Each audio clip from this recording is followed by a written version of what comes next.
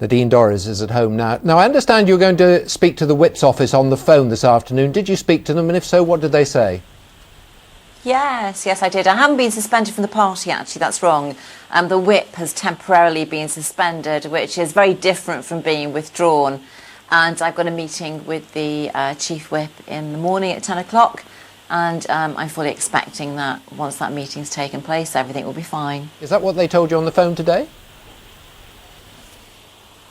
Is that what they told me? On the phone today, you were going to phone them. Did they tell you that everything was going to be okay tomorrow morning? No, I'm going to see the Chief Whip tomorrow morning, but a temporary suspension is very different from a whip being withdrawn. A temporary suspension was put in because I just wasn't here to vote. You know, it's not like I called, I haven't done anything that's seriously worthy of withdrawing the whip. OK, let me just play you some clips of what your constituents had to say while you were away. You will hear that they weren't best pleased. I think it shows the contempt with which she treats the electorate. I think she should be dismissed, full stop.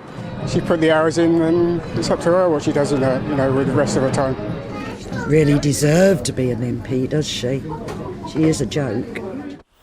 You are a joke. You're holding your constituents in contempt. That's what they think of you. What do you say to that? Well, I've spent, since I came out of the jungle and, in fact, all day today, responding to emails from constituents, the vast majority of which have been incredibly supportive. I know it doesn't make news to talk about or mention the ones which are supportive, only the ones which aren't, but I'm afraid it is not the case that the few clips that you have just highlighted there do fit with the majority of my constituents. I'd just like to make something quite clear.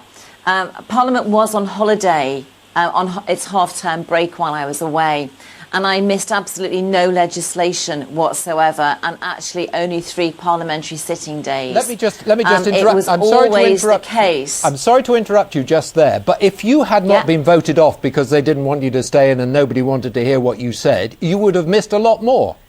Yeah. Well, that's actually not the case. No, I wasn't voted off the programme. That's not how the voting takes place in the programme. People are voted in, not out. Well, it's the same thing, isn't in discussion with the producers before I left... No, it isn't actually.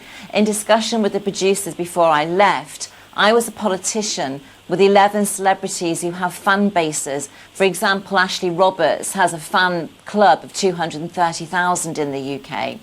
It was 100-to-1 risk that I would not be voted out in the first round. It was actually almost a foregone conclusion. So you banked on that before I went in the programme. I'm sorry to keep interrupting you, but you banked on that before you went. That's okay. Actually, you wanted to talk about euthanasia, you wanted to talk about abortion. They cut all of that out when you talked about it, and instead they broadcast you eating the rear end of an ostrich.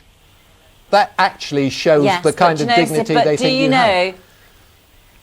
Well, I don't think it's a matter of dignity or not, actually. I do know one thing, though, that since I've come out of there, I'm possibly, apart from the major players in politics, such as David Cameron and William Hague, possibly the best-known MP in Britain. And what that does do is when I talk about issues like abortion and euthanasia and ageism, which I'm known for, rather than people listening to me for 3 seconds, they may listen for 3 minutes because they now know who I am. However the voting works, if they'd wanted to listen to you for more than 30 seconds, they'd have allowed you to stay in the jungle. They pushed you off. They've kept people who are either trying to rebuild a career that's gone or build a career that hasn't started yet. And yet they pushed you out.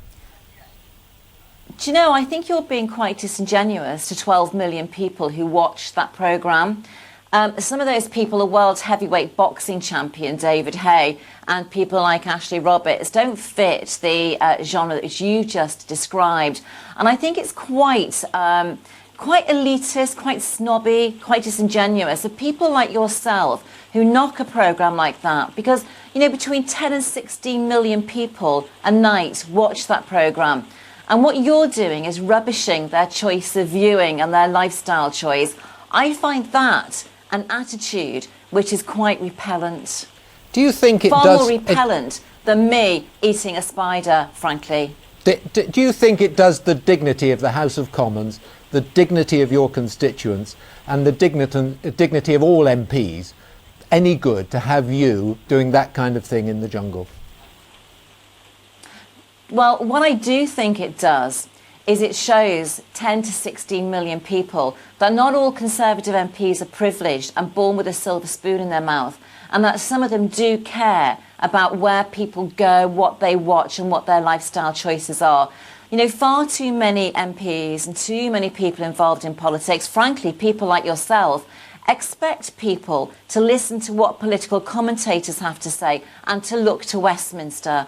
I think we have a responsibility to look to where people go and to where they engage. And that's what I did. I didn't expect people to look at Westminster or Nadine look Dorries. at your programme to hear what I have to say. I took myself there instead.